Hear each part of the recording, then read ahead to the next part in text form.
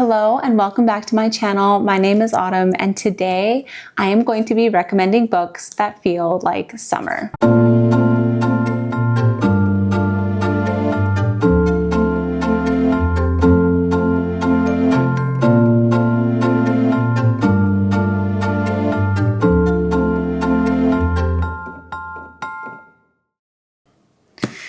All right, so for this video, this is a pretty popular video I see on YouTube all the time, and so I thought that I would like to film a video just like it. However, I wanted to do a little bit of a twist on it. So a lot of these books are romance heavy because that tends to be what people want to read in the summer, including myself. However, these books have been broken down into subcategories for the specific summer feeling that you might be experiencing this summer. So without further ado, let's get into our first category. Our first category is books that feel like the good old days. And I don't know about you, but childhood summers and teenage summers were some of the best summers I've ever had. So our first book for this category is Happy Place by Emily Henry. We are following Harriet and Wynne in a past and present timeline where in the present they are exes pretending they are still together to go on their annual friends trip. And in the past, we are following how they got together. They were best friends and they had this like perfect relationship. They were perfect for each other until they inevitably broke up. And we are following like the back and forth of why they broke up and if they can possibly get together in the present timeline. The next book I'm going to recommend is Carrie Soto is Back by Taylor Jenkins Reid. This has a very tiny subplot of romance, but we are following our main character, Carrie Soto, and she holds like record-winning titles in tennis. She is the most famous female tennis player of all time. And so she has recently retired from tennis until she sees on the news that this new upcoming young girl is going to most likely break those records she has put her blood, sweat, and tears for. Carrie Soto is not okay with this because she has worked very hard to get these record-breaking titles. And so she decides that she would like to hold on to those titles a little bit longer and get back into tennis to make sure that this new upcoming girl does not, in fact, break her records. All right, a very popular summer book, The Summer I Turned Pretty by Jenny Han. This to me is like the epitome of the good old days where Belly, every summer, she, her brother, and her mom go to her mom's friend's cottage by the ocean and they spend their summers there with her mom's friend's two sons. And Belly has a crush on one of the sons and they have spent every single summer with them for as long as she can remember. Belly has finally matured. She's gone through puberty. She's like flipping a new chapter. And this is the summer of like first dates, first kisses, first relationships. And she is finally ready to branch out and speak her mind and see what will happen. The next book is Love in Other Words by Christina Lauren. I will actually kind of recommend these two books at the same time. I'm also recommending Every Summer After by Carley Fortune. I don't think that reading these books back to back is a good idea. I think you should space these out because in both of these books, we are following main characters in a past and present timeline where they had a childhood best friend, they became lovers, they ended up breaking up, and now in the present timeline, it's more of a second chance romance with that same ex. So because of that, I think that you should space these out. These are both super fun books to read. I loved the past timeline for both of these books. It just shows how like the teenage love is just so different. Everything is so new and exciting and raw, and you just don't experience that the more relationships you have. And so because of that, these feel like the good old days, and I would highly recommend reading these. All right, moving on to our next category. These are books that feel like salt water and sunburns. These are our tropical books, and I think these are super fun to read, especially when you're at the beach. So my first rec is a young adult romance called Love and Olives by Jenna Welch. In this book, we are following Liv as she goes to visit her father in Greece. She doesn't really know much about him. She knows that he's like obsessed with Atlantis, and so she's basically shipped off to Greece for the summer to like reconnect with her dad. And there's like a little bit of a subplot of romance in this book, a little bit of a mystery with Atlantis, and just new beginnings for her as she branches out, reconnects with her dad, and explores the islands of Greece. Next on the list is another Christina Lauren book called The Unhoneymooners. This book is hilarious. We are following our main character, Olive, as she is the maid of honor to her sister who is recently getting married. However, on the night of her sister's wedding, everyone except Olive and the best man get food poisoning. And so Olive's sister is like, we have won this all-inclusive honeymoon to Hawaii. I am not letting that go.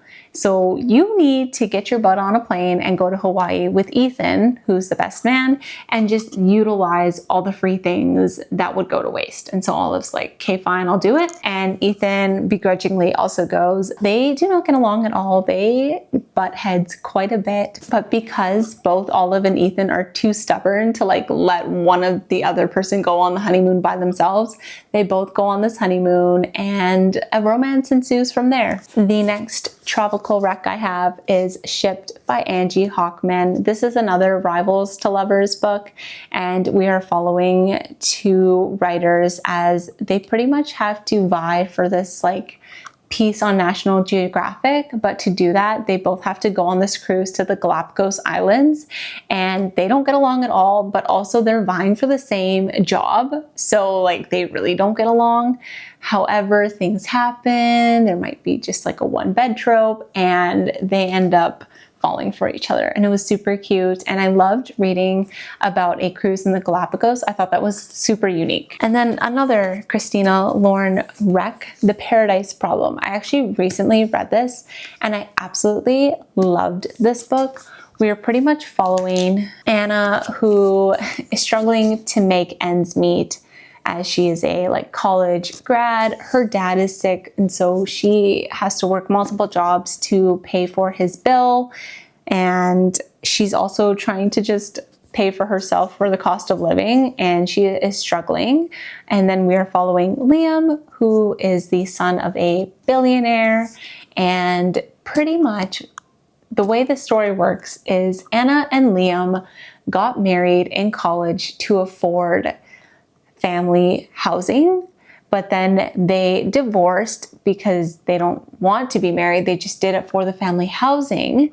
However, Liam is in a pickle to receive his inheritance, and so he needs Anna to pretend that they are still married and in love with each other in order to get his like inheritance. So Anna's like, hey, fine, but you gotta pay me. And we pretty much follow them on a tropical island in Indonesia. And we follow Anna and Liam as they slowly fall in love, and they discover a lot about each other and who they want to be.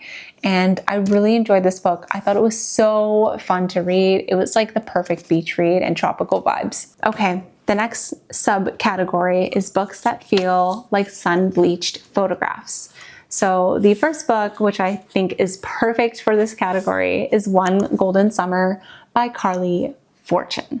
This is a book following Charlie, who is Sam's older brother from Every Summer After. And we're following Charlie as he grows this relationship with Alice. Alice is a photographer. She captured this like iconic photo of Charlie, Percy, and Sam when they were kids on this yellow boat. And Charlie wants to figure out who the heck took this beautiful photo. And this is like 8 years later, 10 years later. So we're looking back on that. Alice has come up to the lake to take care of her grandmother.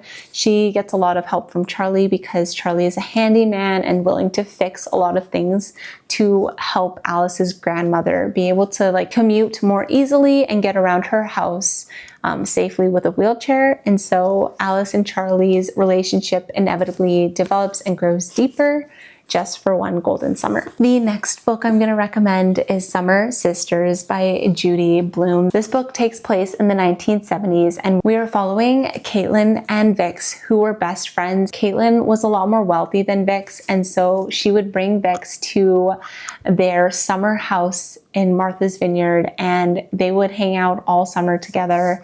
Vix got to know Caitlin a lot more. They became so close that they actually became known as the Summer Sisters. And so for years, they would spend their summers together at Caitlin's summer house. And one summer, things kind of go awry in their teenagehood and they lose contact after this summer until years later, Vix receives an invite from Caitlin to her wedding, but it isn't just an invite. Caitlin is asking Vix to be her maid of honor. So we are following a past and present timeline of the two girls when they were kids and teenagers, and then a present timeline as to why Caitlin's asking Vix to be her maid of honor and if their friendship is going to rekindle. The next book that feels like a sun-bleached photograph is Mary Jane by Jessica Anya Blau. This book is about Mary Jane in the 1970s. She's like 14 years old and she grows up in this very strict Christian household. She's an only child. Her parents are super traditional, and one day her mom is like, you should get a job babysitting this summer. You should babysit the neighbor's kid. So basically, Mary Jane takes this babysitting job because her mom is like, oh, it's just the psychiatrist's daughter. And Mary Jane's like, cool, great, awesome. And that's not the case at all. The psychiatrist is actually letting his client, who is a rock star, and the client's wife live in his house so that the client can get sober. And they have a daughter, a little daughter that Mary Jane is going to be babysitting. But the house is a disaster zone. The wife does not cook at all, does not clean. The rock star is like so super edgy and non-traditional, and their daughter runs rampant in that house. They get takeout, no one cooks, and it's just a culture shock for Mary Jane. She's never seen anything like this before. And so she's like awakened to this different style of living that she didn't know was a thing.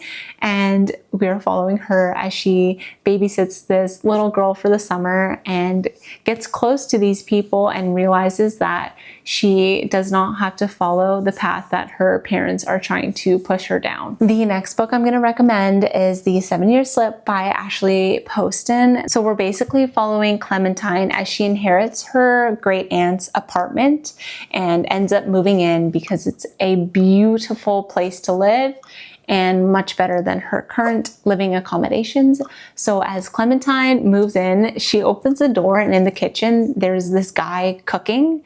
And she's like, what the heck? Like, I live here, get out. And so she's freaked out at first. She does not trust this guy. She doesn't even want to go back to the apartment. But the next time she goes back, like he's not there. And then we follow this story as sometimes when Clementine comes back to the apartment, there's a man in her kitchen cooking. And as Clementine gets to know this guy, they start to form a relationship. They get a lot closer and she becomes really, really close with him. She starts falling in love with him. But this guy lives 7 years in the past. And so we are following Clementine as she's trying to figure out what that means and how she can find a way for them to be together, even though this is 7 years in the past. And the last book I'm going to recommend in the books that feel like a sun-bleached photograph category is Great Big Beautiful Life by Emily Henry. This is one of my favorite books by Emily Henry. I absolutely love it. I don't think it deserves any hate at all. We are basically following two journalists, Alice and Hayden, and they're pretty much vying to write this memoir and biography of this elite like socialite and heiress known as Margaret. She is now like in her 80s, but back when she was young, her family was super, super famous. They were extremely well known. Margaret used to live in the spotlight and everyone knew everything that they did. And so Margaret used to live in that light until one day Margaret just went MIA and she just like totally left the limelight. She dropped off the face of the earth and she just did not want to be in the spotlight anymore. And so people kind of forgot about her. No one really bothers her anymore. She's just this old lady that lives in her house and doesn't do too much, but she's finally ready to open up and tell people her story and why she had to leave the fame that was following her. And so we are following Alice and Hayden as they are trying to get this story out of Margaret, and also as they end up falling for each other. It's just a really well-rounded book. I really enjoyed reading about Margaret's story. I thought it was really interesting what she went through in her life because not a lot of people experience that in general.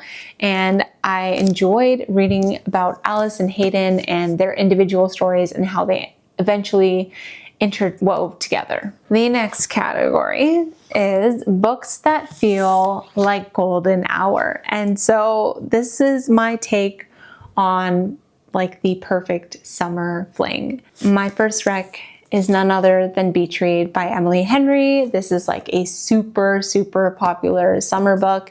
And honestly, I don't feel like I need to say too much about it. It's about two writers that are living in these cabins side by side, and they decide to help each other write each other's books because they're both feeling writer's block. And they eventually start to form a relationship and things start to go from there. The next book I'm going to recommend is Summer Romance by Annabel Monaghan. I really enjoyed this book. It's super fast-paced and a little bit different because we are following a divorced mom raising her kids kind of by herself.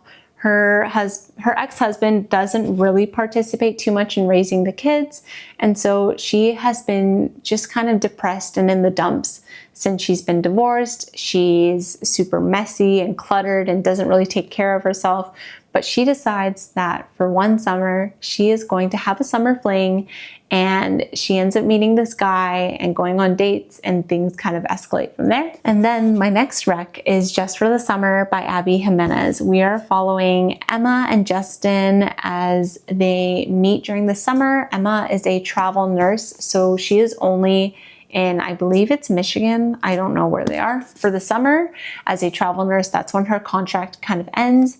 So she starts this relationship with Justin, but it becomes a lot more serious than she intended.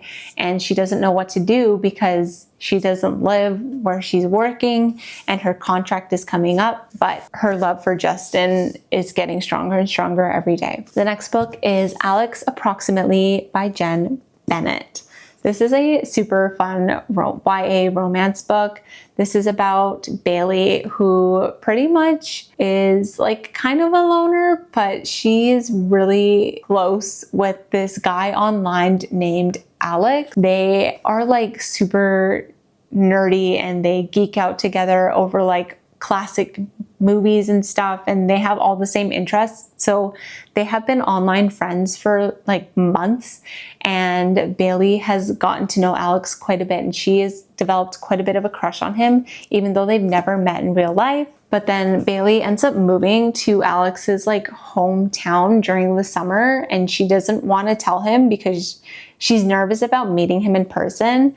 And so she's a little bit miserable because Alex is like within her grasp, but she gets a summer job and she kind of falls for this other guy named Porter, and they don't get along at first, but then she eventually kind of like comes around to him and they get along really, really well. They become friends super fast. And then she's kind of like between a rock and a hard place because her and Alex have been so close for so long, but she's never actually met him. And then she has this new blossoming romance with Porter, and she just doesn't know what to do. The next book is Expiration Dates by Rebecca Serle. In this book, we are following Daphne, who receives envelopes once in a while with the name of a guy on it and the amount of time they will spend together before inevitably breaking up. And so Daphne has received these letters for years until one day she just receives a note with the name and no timeline. And so she's like, oh my goodness, is he the one? Is this guy going to be my husband and the love of my life? We pretty much follow her as she goes on dates with this new guy, and we see how their relationship blossoms and other people are trying to get her attention and stuff. So this was a really fun book. I liked the magical realism in it, and it's a super fast read. And the last book I'm going to recommend for books that feel like golden hour is Love and Gelato by Jenna Evans Welch. We are following Lena as she goes to Italy to spend the summer with her dad, and her mom has recently passed away, so she has to live with her dad now, and she's not really sure what to do, but she has to go. So she goes to see her dad in Italy, who has a new girlfriend as well, and she ends up really enjoying Italy. She meets a guy whose name is Ren, and she ends up getting along with him so well, and we just kind of see her discover Italy, get closer with her dad, and develop a new charming Italian romance. And the last category I have is books that feel like a summer storm. Okay, so the first book I'm going to recommend, I don't have the physical copy of, but it's called The God of the Woods by Liz Moore, and we are basically following this mystery of a camp counselor wakes up one morning and finds Barbara, this 13-year-old girl, has gone missing, and she is the daughter of like the camp's owner. So it's a big deal. And we're like following the present timeline of them trying to figure out where the heck Barbara went and what happened. And the past timeline of Barbara's older brother had gone missing 14 years earlier as well. We're following that timeline as like how the brother went missing and how these two are connected and why both these siblings have eventually gone missing and kidnapped. Okay, so the next book I'm going to recommend is The House Across the Lake by Riley Sager. This was a super fun thriller to read as well. We are pretty much following Casey, who decides to move to this cabin in Vermont that is like set on the lake, and she spends a lot of her time drinking and watching her neighbors.